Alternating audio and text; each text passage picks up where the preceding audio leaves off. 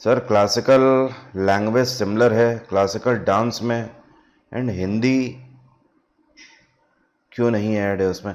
अच्छा, आपका कहना है कि क्लासिकल भाषाओं में ना, देखिए हिंदी ने बाद में जन्म लिया है। एक्चुअली हमारी जो पृष्ठभूमि रही है उसमें संस्कृत भाषा का उल्लेख किया गया है, ठीक है, प्राचीन कालीन भाषाएं जो हैं। बात आ रही है समझ।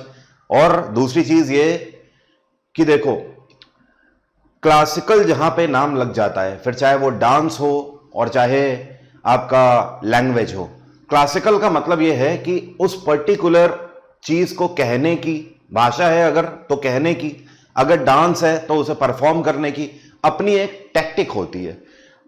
केवल आप उसी शैली में ही उसे परफॉर्म कर सकते हो। एग्जाम्पल के तौर पर भारतनाट्यम को आप केवल उसी शैली में ही परफॉर्म कर सकते हो। कथक, उसे केवल आप उसी शैली में ही परफॉर्म कर सकते हो। आप ये नहीं कर सकते कि आपने यूं यूं कर दिया और आपने बोल दिया कि कथक हो गया।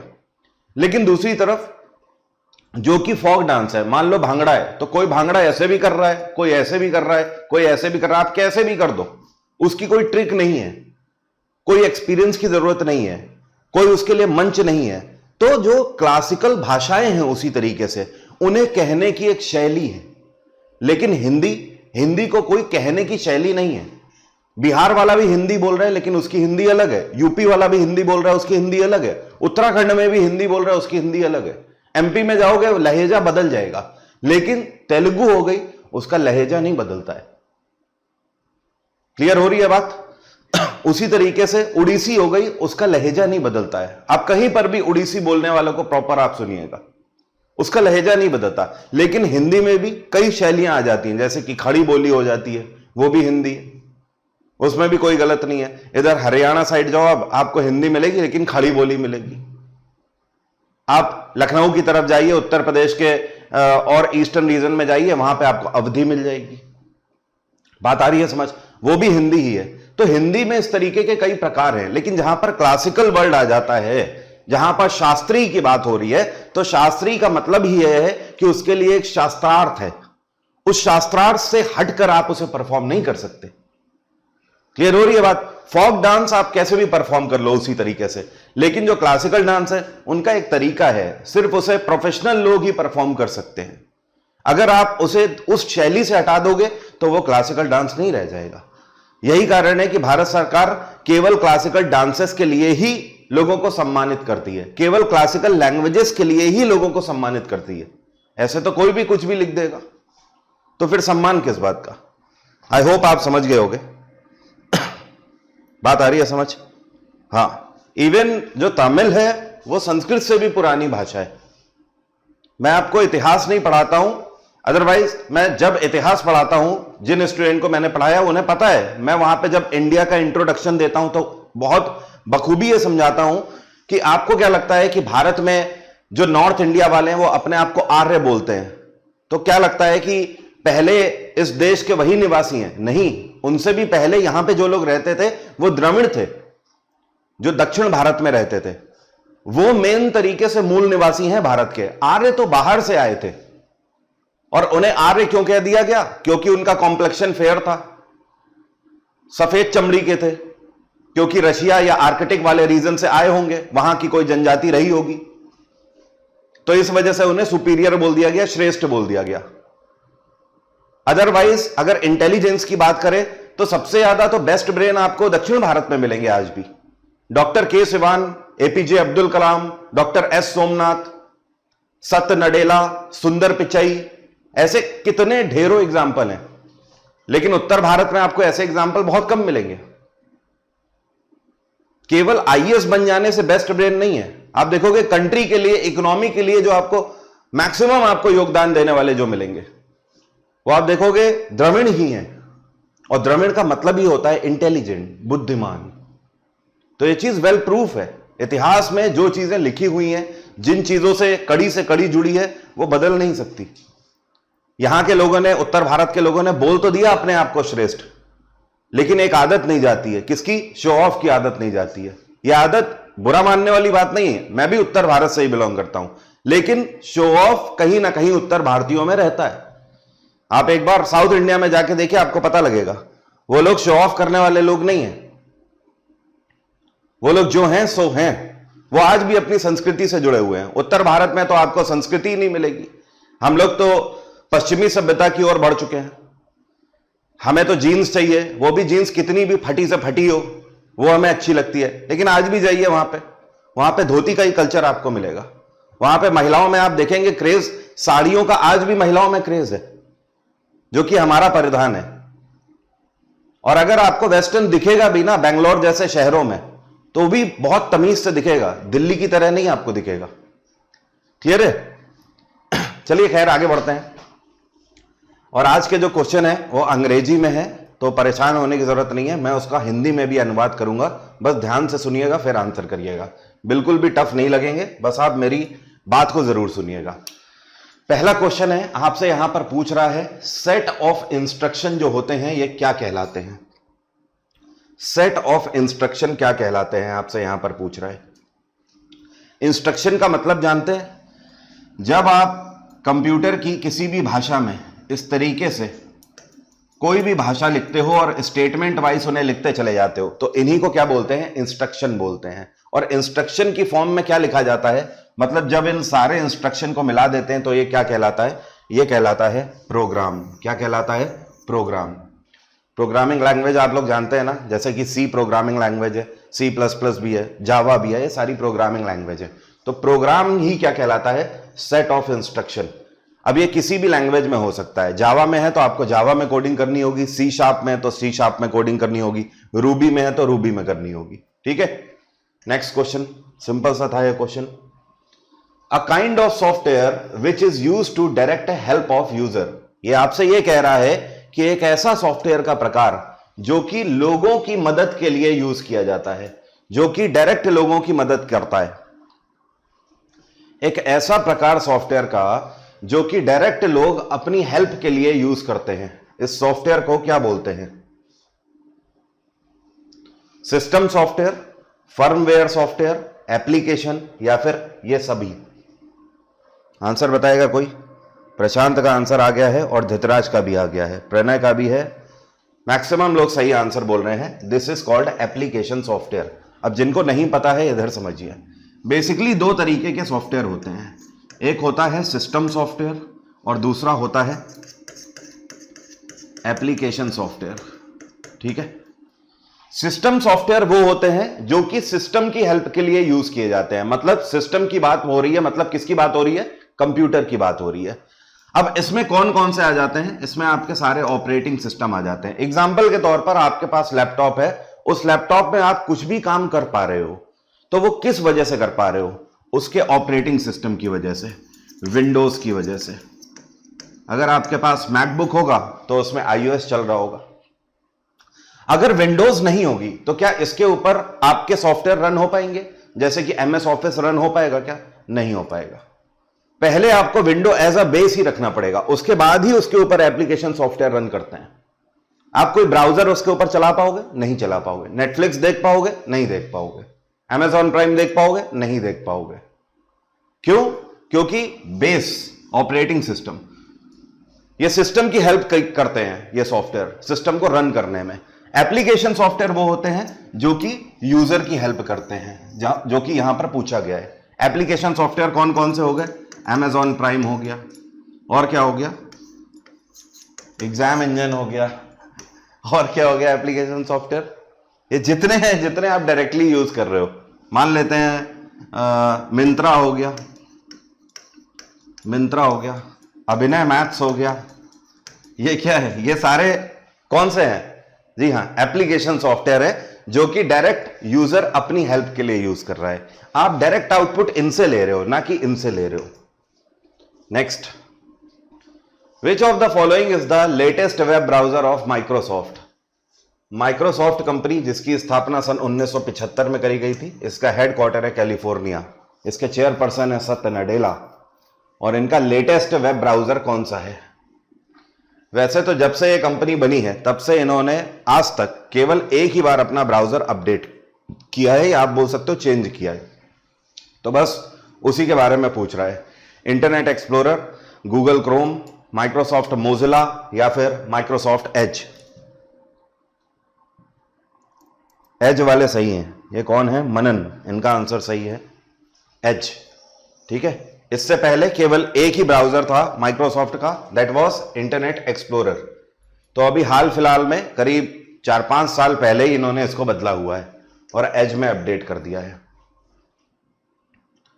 अगला क्वेश्चन देखते हैं। A type of software which can be used free of cost. ऐसे सॉफ्टवेयर जिनका यूज आप मुफ्त में करते हो, जिनके लिए आपको पे नहीं करना होता है, ऐसे सॉफ्टवेयर क्या कहलाते हैं? ओपन सोर्स सॉफ्टवेयर, नैगवेयर, स्मार्टवेयर या फिर ऑफ सोर्स सॉफ्टवेयर। ये सॉफ्टवेयर क्या कहलाते हैं जिन्हें आप फ्री ऑफ कॉस्ट यूज कर सकते हो? सीधे आपने डाउनलोड किया, डाउनलोड करके इंस्टॉल करिए और शुरू करिए।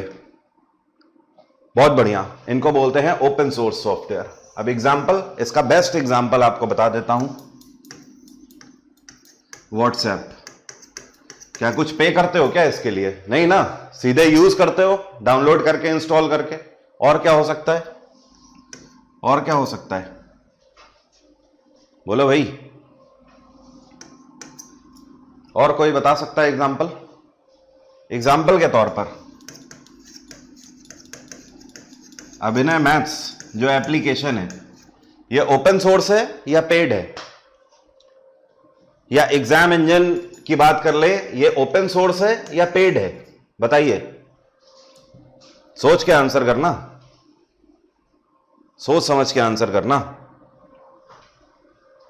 मैंने आपसे पूछा, एग्जाम इंजन हो गया, अभिनय मैथ्स हो गया, ये जो एप्लीकेशन है ये ओपन सोर्स है या पेड है?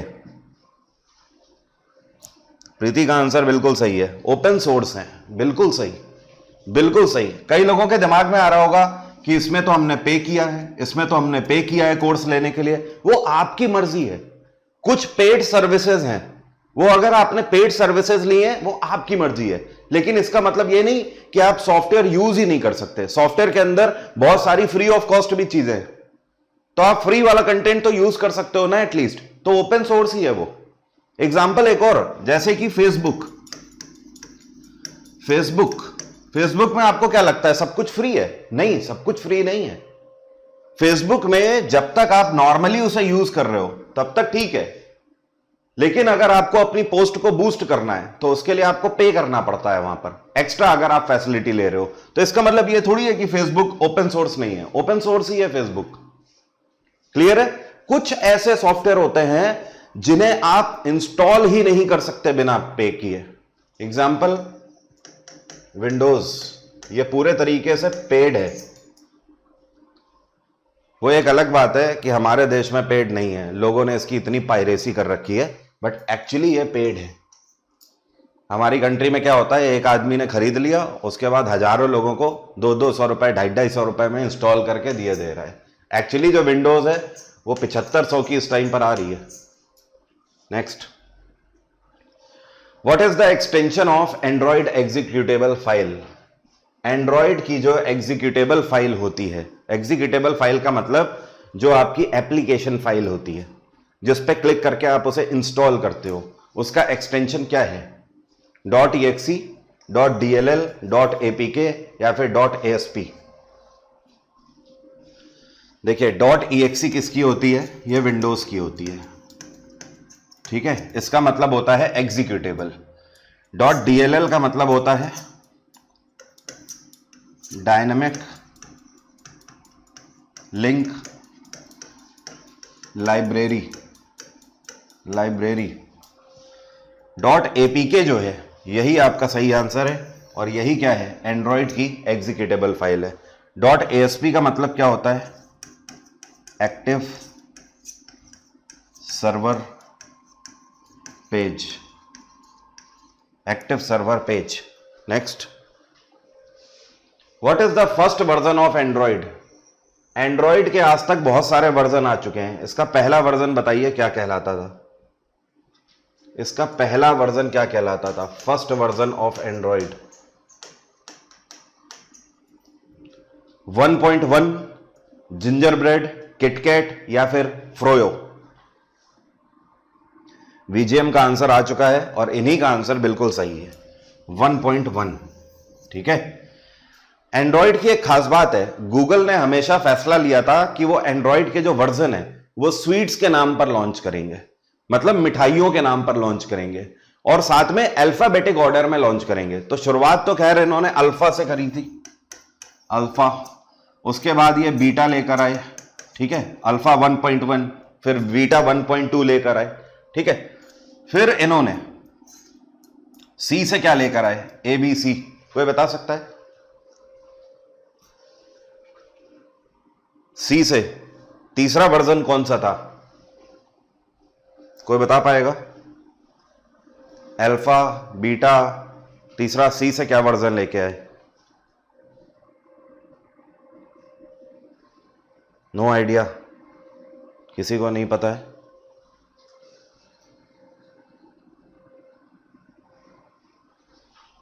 बिल्कुल सही, चॉकलेट, ठीक है। डी फॉर उसके बाद डोनट लेकर आए, उसके बाद A B C D E for eclairs, F for froyo, G for gingerbread, H for उसके बाद आया इनका हनी कॉम्ब, इसके बाद आई फॉर आइसक्रीम आया, ठीक है। इस तरीके से आगे बढ़ते चले गए, आगे भी है नेक्स्ट, और जे फॉर जेली बीन, के फॉर किटकैट, देख रहे हो सारे स्वीट्स के नाम है, I J K, L for lollipop,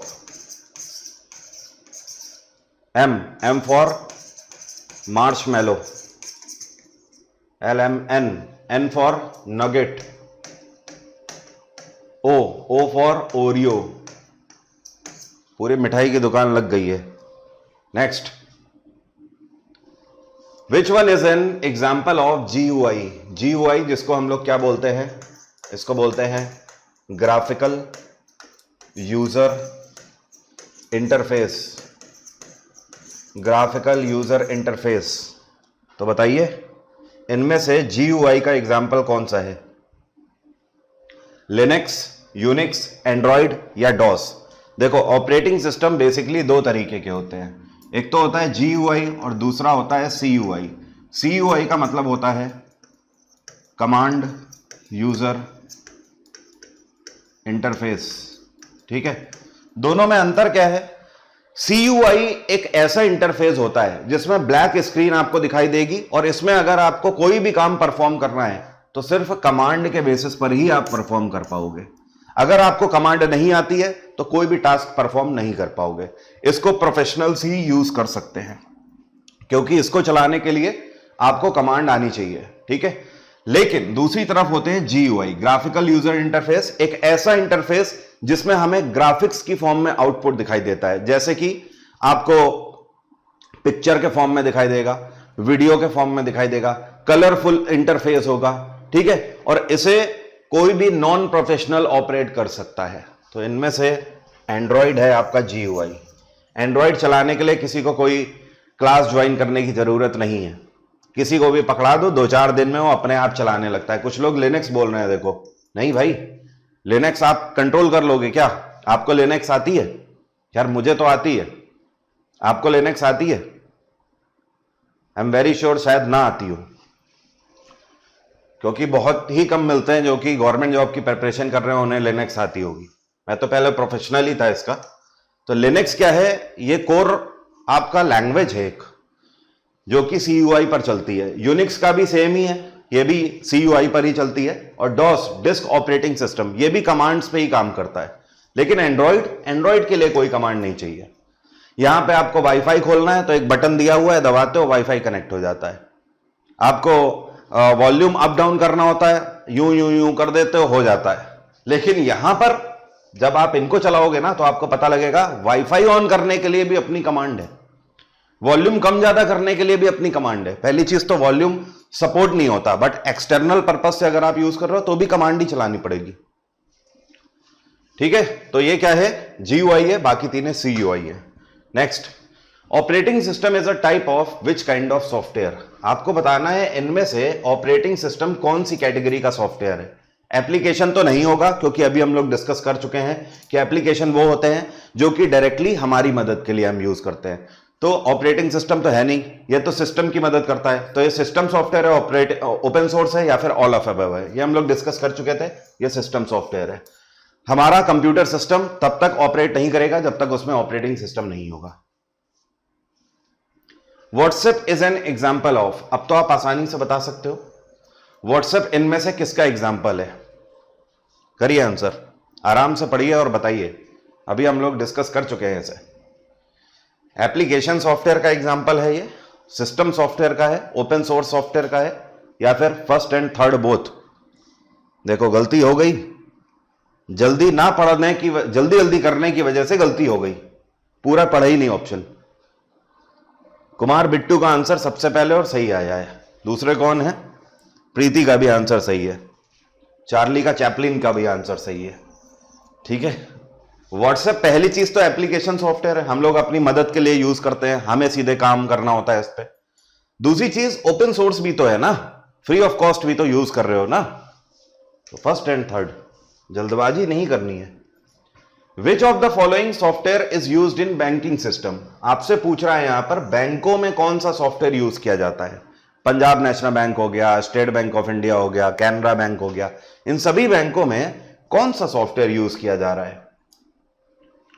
आप देखते हो ना, जाते हो तो देखते हो जो क्लर्क होता है या पीओ होता है वो अपने सामने कोई सॉफ्टवेयर खोल के रखता है ना। आप बोलते हो पैसा जमा कर लो तो उसी से एंट्री करता है। तो वो जावा पे काम करता है, एम्बेडेड सिस्टम पे काम करता है, फिनेकल पे या फिर ओबीएक्स पे। Very good, Finacle, Finacle, Finacle. और ये किसका प्रोडक्ट है आपको पता है? ये इन्फोसिस का प्रोडक्ट है। इन्फोसिस, आप ये समझ लो ऑलमोस्ट जितने भी बैंक है, बस एसबीआई को छोड़ दें और कुछ और है, जैसे कि एसबीआई टीसीएस के इंटरफेस पर काम करता है, एसबीआई इन्फोसिस के इंटरफेस पे नहीं करता काम। इसके अलावा 2-4 बैंक और हैं, बाकी जितने भी बैंक है मैक्सिमम वो सब फिनेकल पर ही काम करते हैं। और इन्फोसिस हर महीने इसकी रॉयल्टी लेता है बैंकों से। कितनी लेता होगा वो डिस्क्लोज्ड नहीं है, बट हां ये अमाउंट बहुत ज्यादा बड़ा होता है। Which one is not an email client. इनमें से कौन सा ईमेल क्लाइंट नहीं है? कौन सा ईमेल क्लाइंट नहीं है आपसे पूछा जा रहा है। नॉट। ईमेल क्लाइंट किसको बोलते हैं जानते हो? ईमेल क्लाइंट एक ऐसा टूल इंटरफेस जिसकी मदद से आप ईमेल भेज सकते हो और रिसीव कर सकते हो किसी के। तो जीमेल, रेडिफ, याहू या गूगल। कुछ लोग रेडिफ बोल रहे हैं, कुछ लोग गूगल बोल रहे हैं। वेल, विकास, प्रीति, इनके आंसर सही हैं। कुमार सिंह, इनके भी आंसर सही हैं। भाई रेडिफ क्यों बोल रहे हो? रेडिफ सुना नहीं क्या आपने? जीमेल भी मेल पर्पस से यूज किया जाता है, ये तो सबको ही पता है, ये ईमेल क्लाइंट है। ठीक है, रेडिफ मेल भी ईमेल क्लाइंट ही है, आप रेडिफ पे भी अपनी आईडी बना सकते हो। याहू भी ईमेल क्लाइंट ही है, बट गूगल, गूगल क्या है? ये ईमेल क्लाइंट नहीं है, ये सर्च इंजन है, सर्च इंजन है। और गूगल का ही प्रोडक्ट जीमेल है। ठीक है, तो गूगल का जो ईमेल क्लाइंट है उसका नाम जीमेल है, लेकिन गूगल अपने आप में सर्च इंजन है। नेक्स्ट, www.facebook.com, ये किसका एग्जाम्पल है? आप इसे किस कैटेगरी में रखोगे? बात हो रही है किसकी? बात हो रही है इसकी। इस बॉक्स के अंदर ये जो लिखा हुआ है इसको आप किस कैटेगरी में रखोगे? ये क्या है? ये डोमेन है, यूआरएल है, सोर्स कोड है या फिर वेबसाइट है?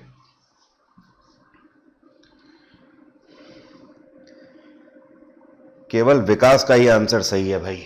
ठीक है, बाकी सब फंस गए। कुछ लोग यूआरएल बोल रहे हैं, कुछ लोग वेबसाइट बोल रहे हैं। वेबसाइट पता है क्या होता है? वेबसाइट, अगर आपसे पूछा जाए व्हाट इज अ वेबसाइट, तो आप क्या बोलोगे? कलेक्शन ऑफ, बेसिक्स क्लियर होने चाहिए, कभी गलती नहीं होगी।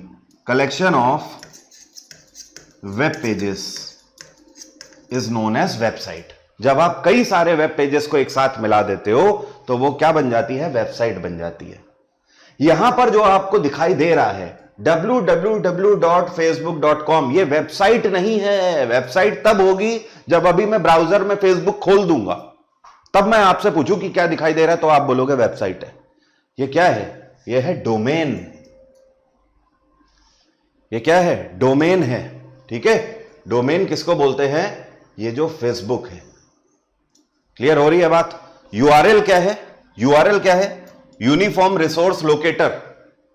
एक पर्टिकुलर थिंग हो जाती है यूआरएल। इसके आगे अगर हम कुछ लगा दे, स्लैश करके फेसबुक का पर्टिकुलर कोई लोकेशन लगा दे, तो वो क्या बन जाएगा? तो वो यूआरएल कहलाएगा। लेकिन ये सिंपली एक डोमेन को दर्शा रहा है, तो ये क्या है? डोमेन है।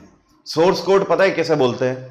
किसी भी वेब पेज के पीछे जो फंक्शन हो रहे होते हैं, तो वो फंक्शन किससे हो रहे होते हैं? उसके पीछे लिखी हुई प्रोग्रामिंग लैंग्वेज से या कोड से हो रहे होते हैं। तो जो पीछे फ्रंट बैकएंड पे प्रोग्रामिंग यूज करी गई होती है, उसी को सोर्स कोड बोला जाता है। बात आ रही है समझ? अल्टीमेटली आप ये बोल सकते हो, प्रोग्रामर्स जो लिखते हैं वही क्या होता है? सोर्स कोड होता है। जैसे कि आपके सामने कोई वेबसाइट खुली, आपने सबमिट के बटन पे क्लिक किया, तो सबमिट के बटन पे क्लिक करते ही वो आपको दूसरे पेज में ले जाता है, रीडायरेक्ट करता है। तो ये जो फंक्शन हो रहा है, ये किसकी वजह से हो रहा है? क्योंकि इसके पीछे कुछ कोड लिखा हुआ है, और वही कोड क्या है? सोर्स कोड है। Next, which of the following is an example of e commerce portal? इनमें से कौन सा एक ई कॉमर्स पोर्टल है? amazon.com, myntra.com, snapdeal.com, या फिर ये सभी ई कॉमर्स हैं? कौन सा एक ई कॉमर्स का एग्जाम्पल है? E commerce. E commerce portal का मतलब समझते हैं? पोर्टल का मतलब होता है दुकान। ठीक है, लेकिन कैसी दुकान? कैसी दुकान? वर्चुअल। वर्चुअल। पहले नॉर्मली फिजिकल दुकानें हुआ करती थी, जिनको हम लोग शॉप बोलते हैं, लेकिन जब वर्चुअल दुकान कोई होती है तो उसको हम लोग बोलते हैं पोर्टल। मतलब जिसे आप टच नहीं कर सकते हो, जो कि सॉफ्टवेयर फॉर्म में है, लेकिन चीजें आप यहां से भी खरीद सकते हो, और जहां से आप मल्टीपल थिंग्स खरीद सकते हो, वो ई कॉमर्शियल कहलाती है। आंसर सभी के सही है, ऑल ऑफ अबव, क्योंकि आप यहां से भी परचेजिंग करते हो, यहां से भी परचेज कर सकते हो, और यहां से भी परचेज कर सकते हो। They all R E commercial portal. A ready-made format which is used commonly in all pages of website। समझिएगा मैं क्या बोल रहा हूं आपसे। जैसे कि आपकी जीमेल है, जब आप अपनी जीमेल खोलते हो तो ऐसे आपका जीमेल का पेज खुल के आता है। उस पर आपने ध्यान दिया होगा, ऐसे करके बना होता है। यहां पे लिखा होगा इनबॉक्स, यहां पे लिखा रहता है सेंड, यहां पे लिखा रहता है आर्काइव, यहां पे लिखा रहता है आउटबॉक्स, यहां पे जंक ईमेल, इस तरीके से लिखा रहता है। ऊपर आप देखोगे रीड का ऑप्शन आता है, अनरीड का ऑप्शन आता है, डिलीट का ऑप्शन आता है, फिर यहां पर पेजेस लिखे रहते हैं, 1 से 50 मेल लिखा रहता है ना ऐसे। अब समझो यहां पर आपका क्या है, बचे हुए इस जगह पर आपका लिखा हुआ है मेल, 1 2 3 4 5, ये सब आपको मेल दिखाई दे रहे हैं। मान लेते हैं आपने इस मेल पर क्लिक किया, तो जैसे ही आपने इसमें क्लिक किया तो अगला पेज जो आपके सामने खुलेगा, उसमें ये वाला जो हिस्सा होगा, ये बिल्कुल एज इट इज सेम रहता है, बस बदलेगा क्या? ये वाला इंटरफेस बदल जाता है। क्लियर हो रही है बात? यही आपसे यहां पर पूछ रहा है, a readymade format which is used commonly in all pages of website. एक ऐसा रेडीमेड फॉर्मेट जो कि हर एक पेज में यूज किया जाता है, जो कि बदलता नहीं है। सेम आप देखते हो फेसबुक में भी होता है। फेसबुक में आपने देखा, मैं तो चलाता नहीं हूं, अब शायद लेफ्ट आता है राइट आता है नहीं पता, बट पहले कई साल पहले मैं जानता था कि उसका भी ऐसा ही रहता है। ऊपर यहां फेसबुक लिखा रहता है नीले कलर से, और यहां कहीं पिक्चर होती है, और नीचे कुछ लिखा रहता है, टूल्स वगैरह कुछ होते हैं, ठीक है, और यहां पर पोस्ट होती है। तो जब आप केवल स्क्रॉल करोगे तो केवल यहीं पर चेंज होता रहता है, ये कभी भी चेंज नहीं होता है इतना। तो बात हो रही है इसी की, इस वाले हिस्से की बात हो रही है। तो इसे क्या कहते हैं? थीम कहते हैं, टेम्पलेट कहते हैं, डेटा, या फिर प्रोग्राम? क्या बात है, मैक्सिमम लोगों के आंसर सही हैं, विकास को छोड़ के। विकास इस बार लटक गए आप। Template is the right answer, theme नहीं है भाई। टेम्पलेट वाले सभी लोग सही हैं, ठीक है।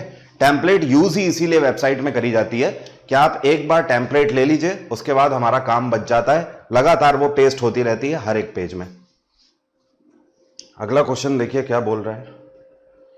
नेक्स्ट क्वेश्चन कह रहा है email was invented in which year. Email पहली बार कौन से वर्ष में इन्वेंट हुई थी, बता सकता है कोई? 1975, 72, 88 या 90? ये इन्वेंट हुई थी 1972 में, 1972 में। और किसने इन्वेंट करी थी? रे टॉमलिंसन। रे टॉमलिंसन, ठीक है। Next, which one is an example of ISP. ISP का मतलब जानते हैं क्या है? वैसे तो मैंने आपको लिखाया था, इंटरनेट सर्विस प्रोवाइडर।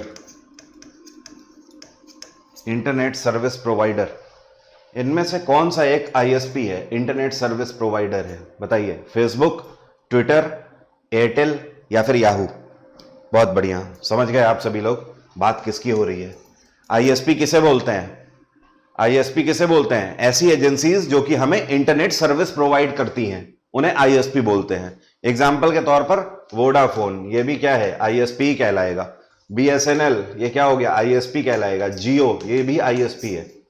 लेकिन फेसबुक आईएसपी नहीं है ना, ट्विटर भी नहीं है, याहू भी नहीं है।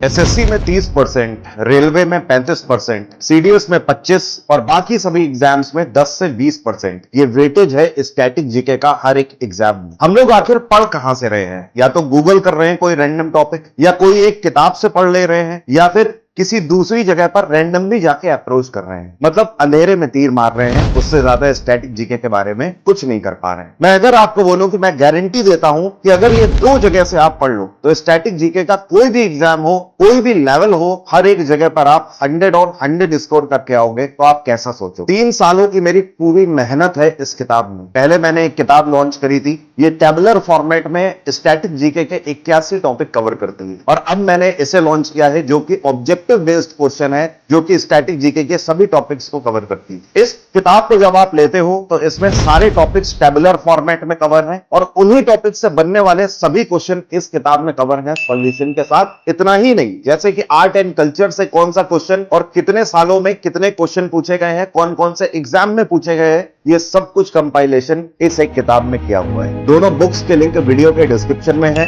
दोनों किताबें हिंदी और इंग्लिश दोनों में अवेलेबल हैं, और अमेज़न और फ्लिपकार्ट में भी अवेलेबल है। तो कहीं ऐसा तो नहीं कि इस साल भी सिलेक्शन स्टैटिक जीके की वजह से रुक जाए, क्योंकि हमें पता है हम जीएस बहुत सारी पढ़ते हैं, उसके बाद भी एग्जाम में जब जाते हैं तो कुछ ऐसे क्वेश्चन आते हैं जो कि हमारा सिलेक्शन रोक देते हैं। कारण क्या है? कारण सिर्फ स्टैटिक जीके। इसलिए अभी जाइए, लिंक पर क्लिक करिए और अमेज़न और फ्लिपकार्ट पे जाकर बुक मत खरीदिए, पहले उसके रिव्यूज देखिए, बुक का सैंपल भी होगा, सैंपल देखिए, और उसके बाद अगर आपको लगे तो फिर ऑर्डर करके अपने घर मंगाइए। When data has to be transferred from user to website, it is known as what? मतलब जब आपके सिस्टम से किसी वेबसाइट पर आप डेटा सेंड कर रहे हो तो यह क्या कहलाएगा? अपलोडिंग, डाउनलोडिंग, फ्रेगमेंटिंग या फिर decoding?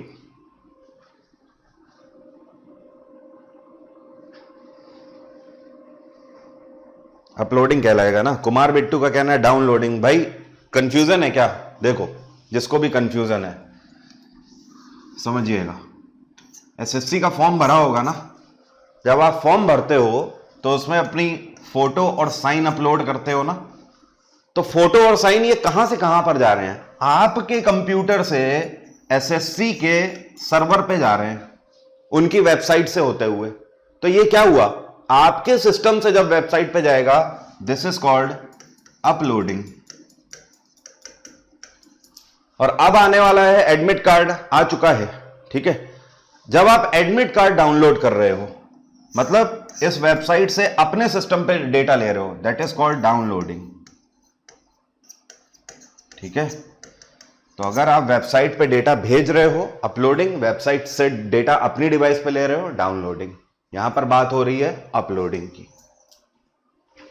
Next, which of the following is known as social networking platform? इनमें से कौन सा एक सोशल नेटवर्किंग प्लेटफॉर्म है? सोशल नेटवर्किंग प्लेटफॉर्म उन्हें बोलते हैं जहां पर आप कोई भी चीज पोस्ट करते हो और लोग पूरे तरीके से फ्री होते हैं उस पर प्रतिक्रिया देने के लिए। आप सोशल मीडिया पे जाके ये नहीं बोल सकते किसी को कि अरे तुमने मेरी पोस्ट पे ये कमेंट कैसे किया, ये कैसे किया। अरे तो तुमने पोस्ट ही क्यों किया? उसका नाम ही सोशल मीडिया इसलिए है। तुम गए क्यों वहां पे? उसका नाम ही सोशल मीडिया इसलिए है क्योंकि तुम सोशल होने गए थे, और सोशल होने का मतलब ही यही है कि आप वहां पर लोगों को आमंत्रित कर रहे हैं कि वो प्रतिक्रिया दें। कुछ लोग ट्विटर बोल रहे हैं, देख लेते हैं। देखिए, याहू तो ऐसा कुछ भी नहीं है, ये ईमेल क्लाइंट है या फिर सर्च इंजन भी है। व्हाट्सएप कोई सोशल मीडिया प्लेटफॉर्म तो है नहीं, इसमें आप पर्सनल चैट करते हो ना। नेक्स्ट है ट्विटर, ट्विटर है सोशल मीडिया प्लेटफॉर्म, और जीमेल ईमेल क्लाइंट है, तो हमारा आंसर ट्विटर है। फेसबुक भी क्या है? फेसबुक क्या है? Social media. यूट्यूब बताइए, यूट्यूब क्या सोशल मीडिया प्लेटफॉर्म है? यूट्यूब क्या सोशल मीडिया प्लेटफॉर्म है? बताइए। Is YouTube N example of social media network? Any idea?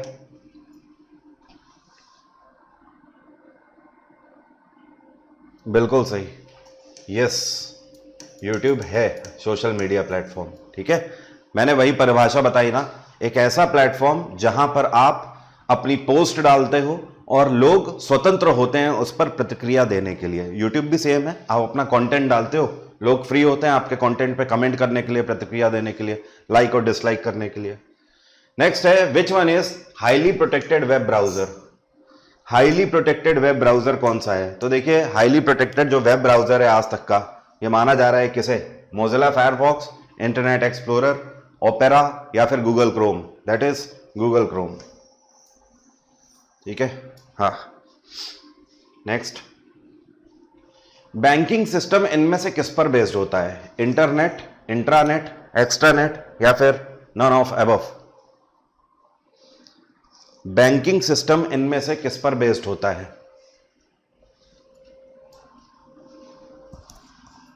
Internet पर बेस्ड होता है क्या? अगर इंटरनेट पर बेस्ड होगा ना तो कोई ट्रांजैक्शन ही नहीं हो पाएगा, और जितने ट्रांजैक्शन होंगे वो सब हैक हो जाएंगे, क्योंकि इंटरनेट पर हैकर्स मौजूद रहते हैं। इस वजह से, क्योंकि बैंकों की इंफॉर्मेशन बहुत वाइटल होती है, इंपॉर्टेंट इंफॉर्मेशन है, लीक नहीं होनी चाहिए, इस वजह से ये अलग से क्षेत्र बनाया जाता है, प्रोटेक्टेड नेटवर्क होता है। बात आ गई समझ? तो बैंकिंग सिस्टम किस पर काम करता है? ये इंट्रानेट पर काम करता है। इंट्रानेट आपको पता है नेटवर्क कैसा होता है? एक ऐसा नेटवर्क जिसके अंदर जो रजिस्टर्ड मेंबर्स हैं केवल वही इस नेटवर्क को यूज कर पाएंगे, कोई भी आउटसाइडर इसको यूज नहीं कर पाएगा।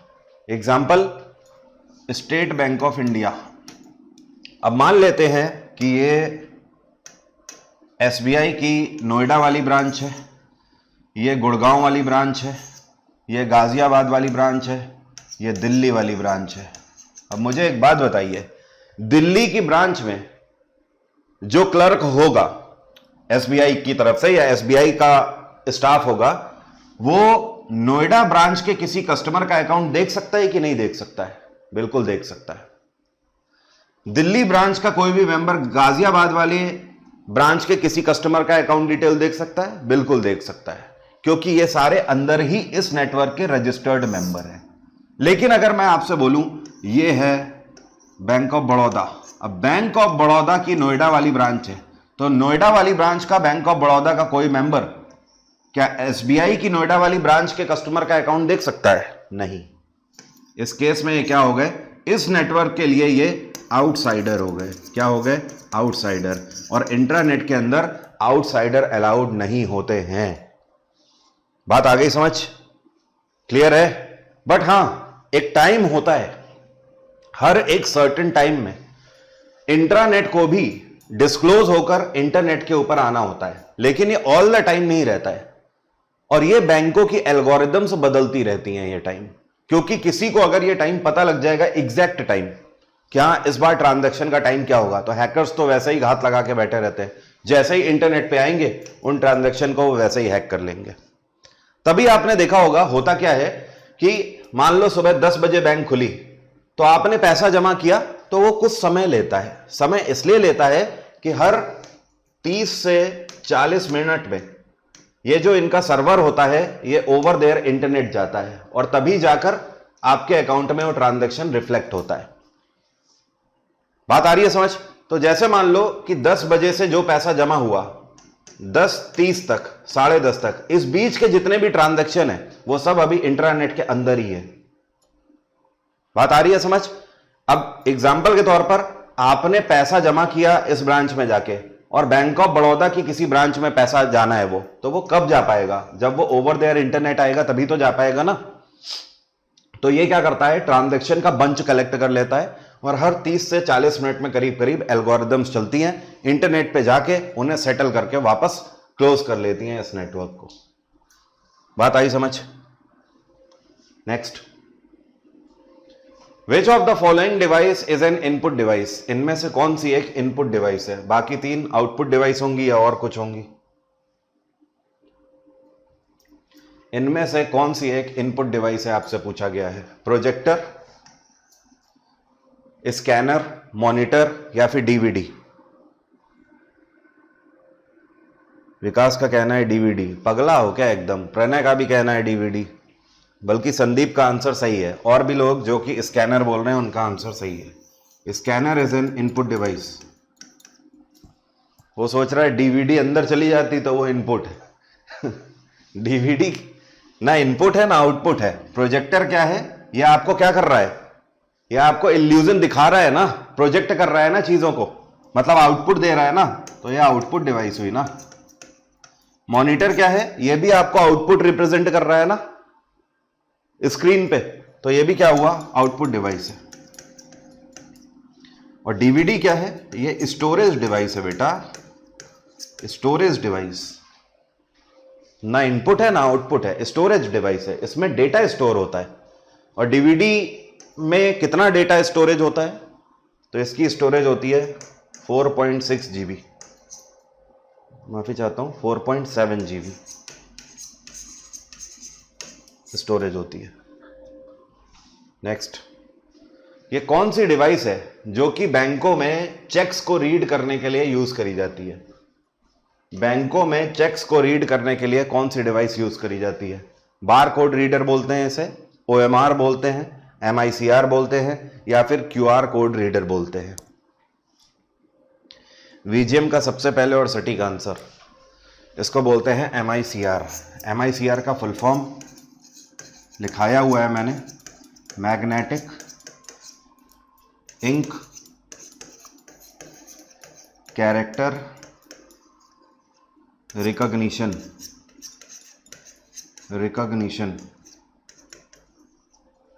ठीक है। बार कोड रीडर कहां होता है यूज? मॉल्स वगैरह में जाते हो तो मॉल में जब आप बिलिंग कराते हो तो आपने देखा होगा उसके हाथ में एक मशीन होती है जो कि प्रोडक्ट के बार कोड को स्कैन करता है, और जैसे ही स्कैन करता है उधर सिस्टम पे उसकी डिटेल आने लगती है, जुड़ता जाता है पूरा बिल में। That is called bar code reader. ठीक है। बार कोड आपके ये लाइनें होती हैं, गाड़ी और पतली लाइनें होती हैं हर एक प्रोडक्ट में, आप देखोगे पीछे। नेक्स्ट है उसमें प्रोडक्ट की डिटेल होती है। नेक्स्ट है OMR, optical mark reader. OMR क्या होता है? जब ऑफलाइन पेपर होते थे तब आपने देखा होगा गोला भरते थे, 4 में से 1 सही, कौन सा गोला भरोगे? तो ये शीट चेक होती है किससे? ऑप्टिकल मार्क रीडर से। MICR, magnetic ink character recognition. जब आप कोई भी चेक देखते हो तो चेक में आपने देखा होगा नीचे चेक का नंबर लिखा रहता है, सपोज 11028 ये लिखा हुआ है, तो ये चेक का नंबर है। अब ये नंबर की खास बात ये होती है कि ये स्पेशल इंक से लिखा होता है नंबर, आप उसे छू के देखोगे तो हाथों में उभरा हुआ आपको समझ आएगा। तो ये जो MICR है ना, ये इसी इंक को रिकॉग्नाइज करने का काम करता है और इसी से पता लग जाता है कि चेक ओरिजिनल है या जाली चेक है। QR कोड रीडर तो आपके पास ही होगा, आप लोग पेमेंट एग्रीगेटर यूज कर रहे होगे, जीपे और पेटीएम, फोन पे, ये सब यूज कर रहे हो ना, उसमें जो आपके फोन में है वो QR कोड ही तो रीडर है, QR कोड को स्कैन कर लेता है। ये कौन सा प्रिंटर है जो कि इंडियन रेलवे रिजर्वेशन सिस्टम में यूज किया जाता है? कौन सा प्रिंटर है जो कि हमारे भारतीय रेलवे रिजर्वेशन सिस्टम में यूज हो रहा है? Daisy wheel printer, inkjet, laser printer या फिर डॉट मैट्रिक्स प्रिंटर? बताइए।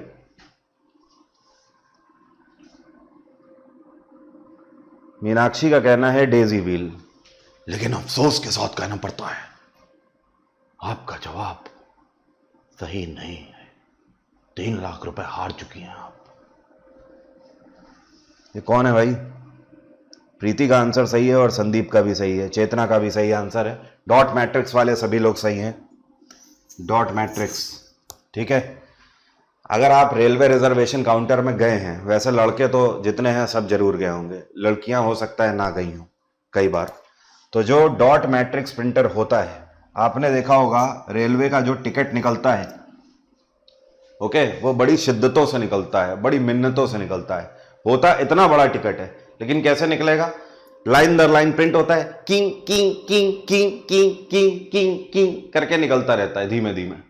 क्यों? क्योंकि पहली चीज तो ये कि जो डॉट मैट्रिक्स प्रिंटर है वो लाइन वाइज प्रिंटिंग करते हैं, इसीलिए वो धीमे धीमे बाहर आता है किंग किंग किंग किंग करते हुए। लेकिन आपके घर में जो लेजर प्रिंटर होगा, वो आप देखोगे इससे कहीं बड़ा पेज एक ही बार में निकाल देता है, तेजी के साथ प्रिंट कर देता है। डॉट मैट्रिक्स इनको इसलिए बोला जाता है क्योंकि ये डॉट की फॉर्म में प्रिंटिंग करते हैं। आपके घर में जो लेजर प्रिंटर होगा या इंटरनेट कैफे में जाते हो, उसमें डॉट की फॉर्म में नहीं, सिंपल ए लिखा है, बी लिखा है। लेकिन यहां पर कैसे लिखा रहता है रेलवे टिकट में? ऐसे,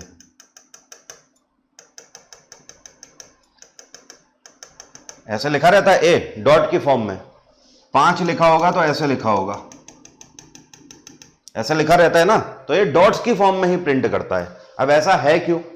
कई लोग सोच रहे होंगे कि सर ये तो बहुत स्लो है, डॉट की फॉर्म में भी प्रिंट कर रहा है, फिर भी आज इतने आगे हम लोग बढ़ गए जमाने में, स्टिल रेलवे रिजर्वेशन काउंटर में इसी का क्यों यूज हो रहा है? उसका कारण है ये कॉस्ट इफेक्टिव है, कॉस्ट इफेक्टिव है। बात आ गई समझ? इसकी जो इंक है वो कॉस्टली नहीं है, बहुत सस्ती इंक आती है। इन प्रिंटर में लागत भी बहुत सस्ती आती है, लेकिन ये कॉस्टली प्रिंटर्स है, इनकी इंक ही बहुत महंगी आती है। अब आप समझ लीजिए कि अंदाजा लगाइए पूरे भारत में हर एक सेकंड कितने रेलवे रिजर्वेशन हो रहे होंगे। रिजर्वेशन की तो बात ही छोड़ दो, आप खुला टिकट भी सोचो। हर एक सेकंड, जैसे मतलब अभी एक सेकंड निकला, हर एक सेकंड में हजारों टिकट प्रिंट हो रहे हैं। और अगर मैं कह रहा हूं 1000 टिकट भी पूरे भारत में प्रिंट हुए हर एक सेकंड, और एक टिकट में 0.10 पैसा भी अगर बच रहा है, तो आप सोचो इंडियन रेलवे को कितना फायदा हो रहा है इससे। और अगर इसके विपरीत ये चलाने लगे तो कितना नुकसान हो जाएगा। इस वजह से, क्योंकि बल्क में प्रिंटिंग है, प्रिंटिंग नंबर ऑफ प्रिंटिंग बहुत ज्यादा है, इस वजह से इसका यूज हो रहा है। और रही बात टाइम की, तो भारतीय रेलवे तो वैसे ही लेट चलती है, इस वजह से हमारे देश में चलता है, कोई दिक्कत नहीं है।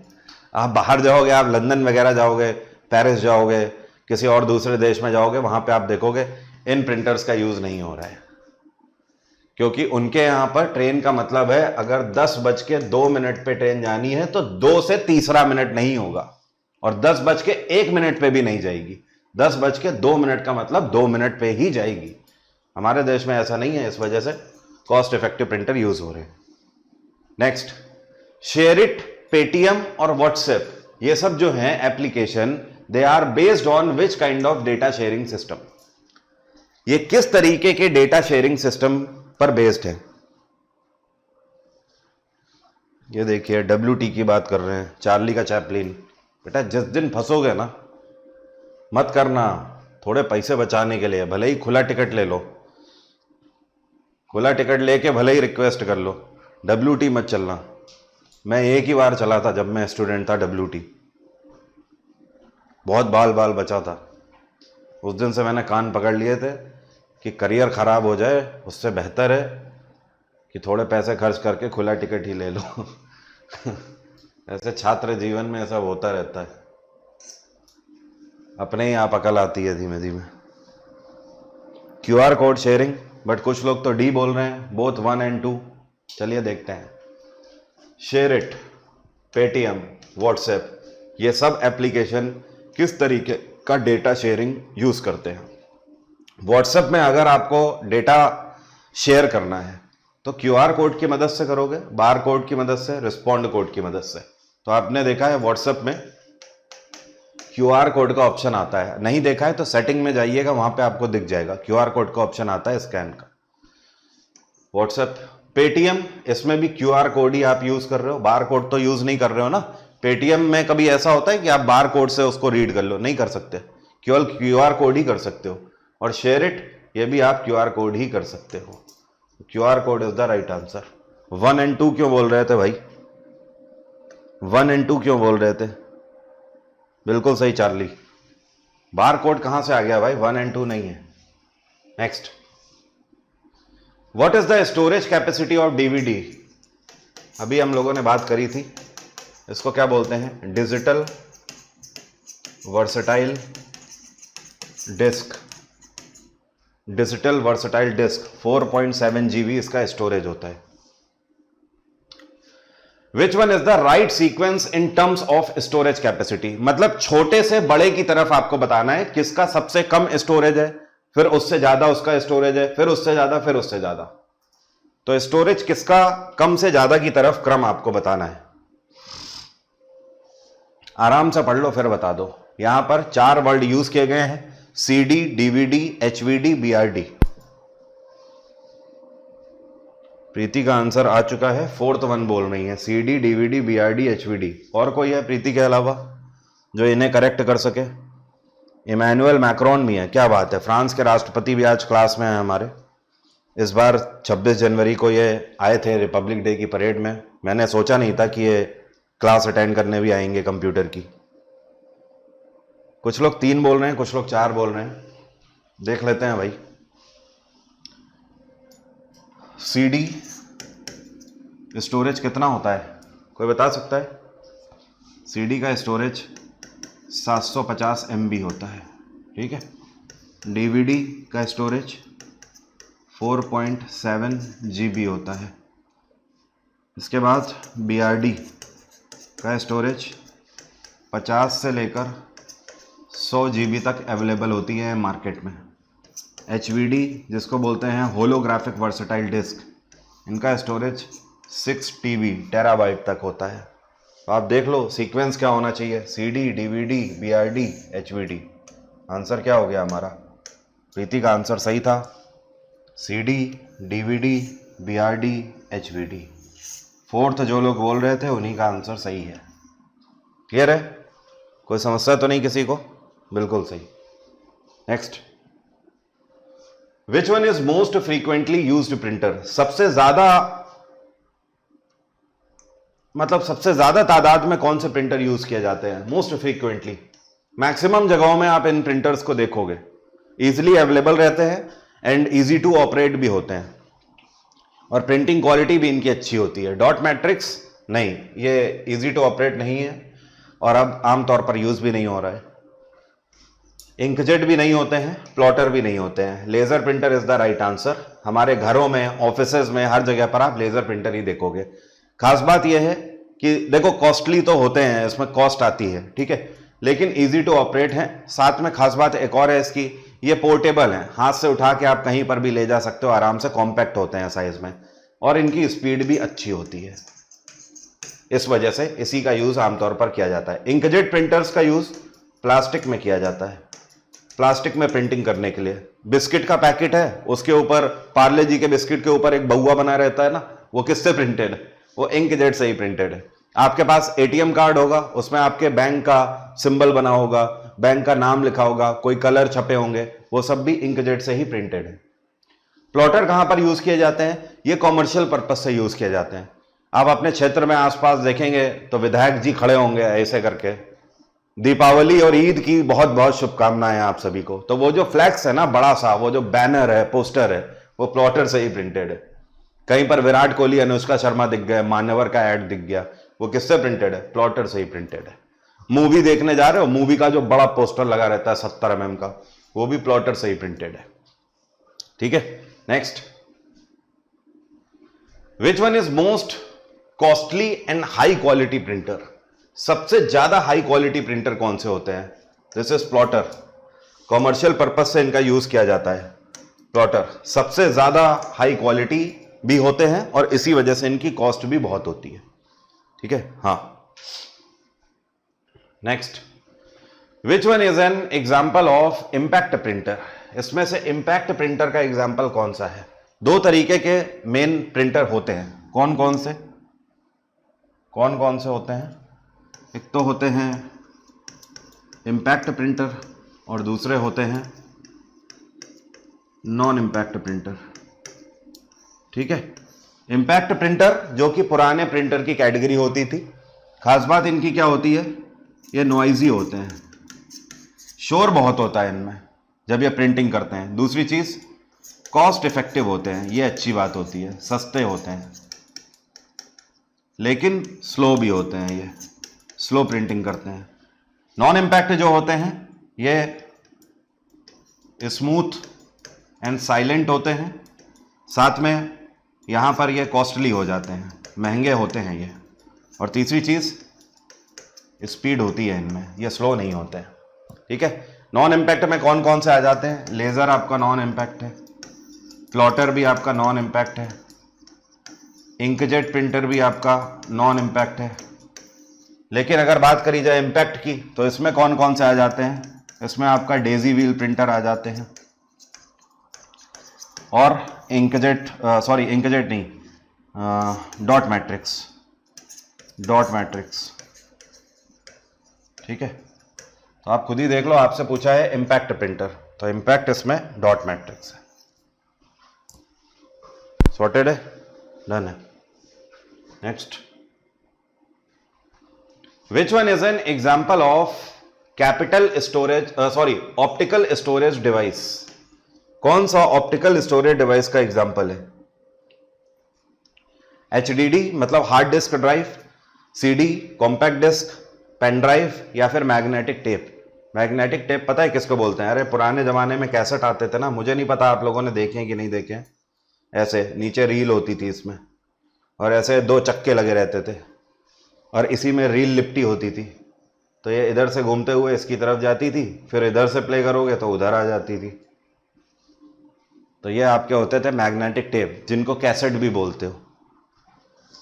फिलहाल आपको बताना है, यहां पर आपसे पूछा है ऑप्टिकल स्टोरेज डिवाइस। एक होती है नॉर्मल स्टोरेज डिवाइस, दूसरी होती है ऑप्टिकल स्टोरेज डिवाइस। ऑप्टिकल जिस भी डिवाइस के आगे लग जाए तो आप समझना वो डिवाइस लेजर बीम के ऊपर काम कर रही है। Hard disk drive laser beam के ऊपर काम नहीं करती है, पेन ड्राइव भी किसी लेजर बीम पे काम नहीं करती है, और कैसेट भी किसी लेजर बीम पे काम नहीं करता है, ये CD ही है। तो कुछ लोगों ने आंसर बिल्कुल सटीक दिया है, जो लोग CD बोल रहे थे। मीनाक्षी का आंसर सही है, मनन का भी सही है। बचपन में चार्ली का चैपलिन इसी से खेलते थे, मैं भी इसी से खूब खेलता था। Next, which one is an example of sequential access? Sequential access device वो होती हैं जिसमें आप एक से दूसरी लोकेशन पे सीक्वेंस में ही एक्सेस कर पाओगे। वैसे इसका सही आंसर है कैसेट, मैग्नेटिक टेप, जब आप इससे खेलते होंगे। ठीक है, तो आपने देखा होगा कि अगर 10 गाने हैं, 1 2 3 4 5 6 ऐसे अगर 10 गाने हैं, तो अगर आपको 5वें नंबर के गाने तक पहुंचना है तो आप उसे दबा के रखते थे, एकदम बटन दबा के, की रील आगे घूम रही, फिर आपने बटन से हाथ हटाया तो आप देखते थे, तो जैसे ही आपने बटन से हाथ हटाया गाना बज रहा है, दिल चीर के देख तेरा ही नाम होगा, नहीं, अभी मतलब तीसरे नंबर पे आए हैं, फिर से दबा दिया, की तुरंत हटाया, लगने लग गई रे तुझसे मेरी लगन, मतलब समझ गए 5वें पे आ गए, यही वाला गाना सुनना था। मतलब अगर आपको 5वें गाने तक जाना है तो 1 से 2, 2 से 3, 3 से 4 से होकर ही जाना होगा, आप डायरेक्ट नहीं पहुंच सकते थे। बट इसके कंपैरिजन में रैंडम एक्सेस डिवाइस होती है जो कि आज की डेट में चलती हैं, जैसे कि DVD रैंडम एक्सेस है, 100 गाने 1000 गाने भी हैं, आपको डायरेक्ट 1000 वाले पे जाना है, सीधे क्लिक कर दीजिए। पेन ड्राइव में भी यही है, किसी भी फोल्डर को डायरेक्ट एक्सेस कर सकते हो, हार्ड डिस्क में भी यही है।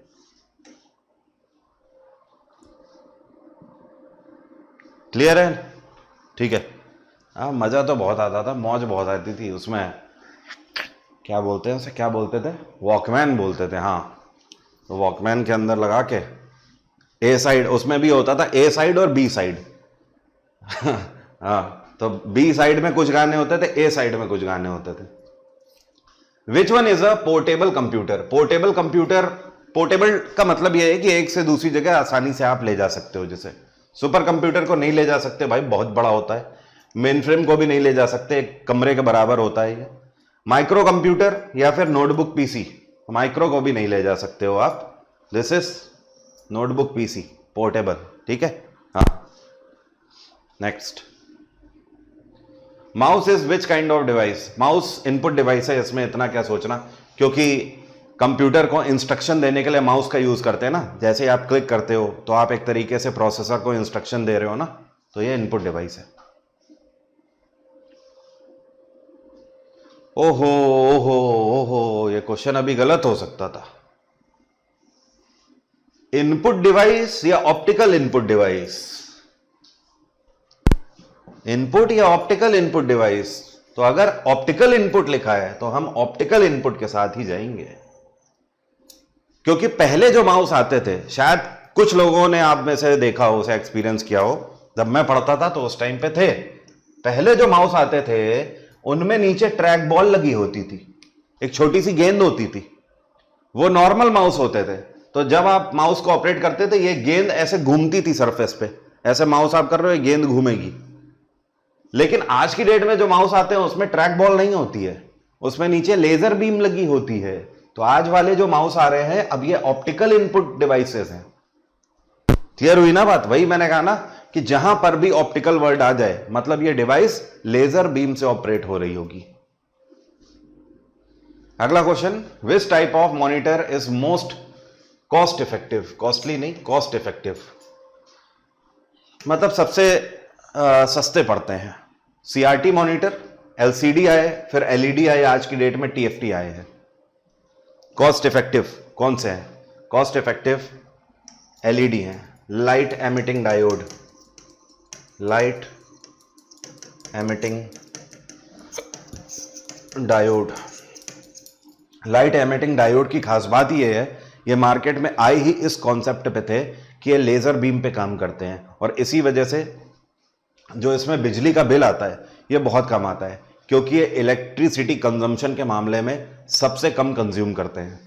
ठीक है, तो एलईडी मार्केट में आए ही इसी प्रोसेस से थे, और एलसीडी आए थे अपनी क्लैरिटी की वजह से, और टीएफटी आज की डेट में जो चल रहे हैं थिन फिल्म ट्रांजिस्टर, जो कि आपके बिल्कुल पतली थिन फिल्म होती है, और साथ में इनकी खास बात क्या है, ये ऐसे आ रहे हैं, मतलब वो थिएटर वाला आपको फील देते हैं, हल्के से टिल्ट होते हैं ऐसे कि आप कमरे में किसी भी लोकेशन में बैठे हो हर जगह से आपको क्लियर दिखाई देगा। विच one is latest technology computer? इनमें से सबसे लेटेस्ट टेक्नोलॉजी कौन सी है? Notebook PC, tab computer, surface computer, या फिर सुपर कंप्यूटर? सुपर तो नई नहीं है, टैब कंप्यूटर भी नए नहीं है, सरफेस या फिर नोटबुक? बताइए। आपके मॉनिटर को क्या बोलते हैं? अच्छा, इसकी बात कर रहे हो जिस पे मैं लिख रहा हूं, जिस पे मैं लिख रहा हूं हाँ, इसे टच स्क्रीन बोलते हैं। ये टच स्क्रीन मॉनिटर है, जो कि एक तरीके से आपके एटीएम में भी यूज होते हैं टच स्क्रीन मॉनिटर्स।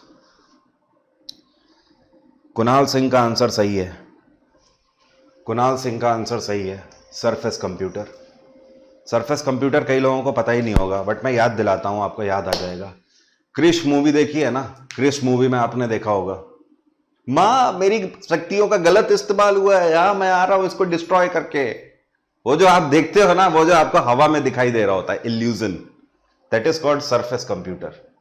क्या ऐसे कंप्यूटर होते हैं? जी हाँ, होते हैं। आईआईटीज में ऐसे कंप्यूटर हैं। भारत में आईआईटी बॉम्बे में सरफेस कंप्यूटर है, सारे आईआईटीज में नहीं है। इसके अलावा डीआरडीओ जैसे संस्थानों के पास भी सरफेस कंप्यूटर हैं आज की डेट में। हाँ, बट हाँ, इजी टू एक्सेस नहीं है, क्योंकि इनकी कॉस्ट बहुत होती है, और साथ में ये पर्सनल पर्पस से यूज करने लायक भी नहीं होते हैं। कॉमर्शियल पर्पस से ही आप इन्हें यूज कर सकते हो। तो आज की बात यहीं तक रहेगी, कल फिर से मुलाकात होगी।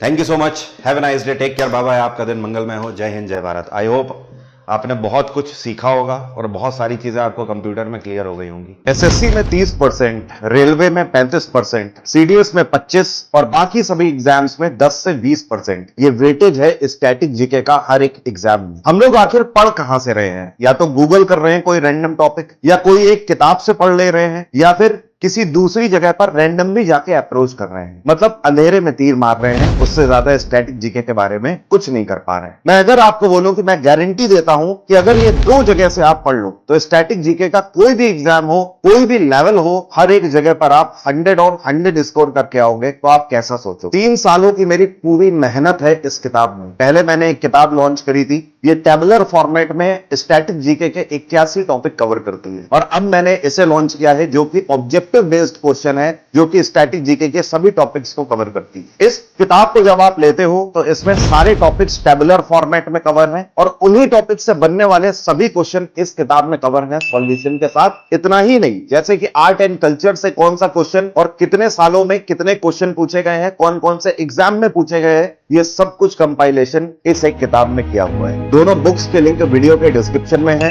दोनों किताबें हिंदी और इंग्लिश दोनों में अवेलेबल हैं, और अमेज़न और फ्लिपकार्ट में भी अवेलेबल है। तो कहीं ऐसा तो नहीं कि इस साल भी सिलेक्शन स्टैटिक जीके की वजह से रुक जाए, क्योंकि हमें पता है हम जीएस बहुत सारी पढ़ते हैं, उसके बाद भी एग्जाम में जब जाते हैं तो कुछ ऐसे क्वेश्चन आते हैं जो कि हमारा सिलेक्शन रोक देते हैं। कारण क्या है? कारण सिर्फ स्टैटिक जीके। इसलिए अभी जाइए, लिंक पर क्लिक करिए और अमेज़न और फ्लिपकार्ट पे जाकर बुक मत खरीदिए, पहले उसके रिव्यूज देखिए। बुक का सैंपल भी होगा, सैंपल देखिए, और उसके बाद अगर आपको लगे तो फिर ऑर्डर करके अपने घर मंगाइए।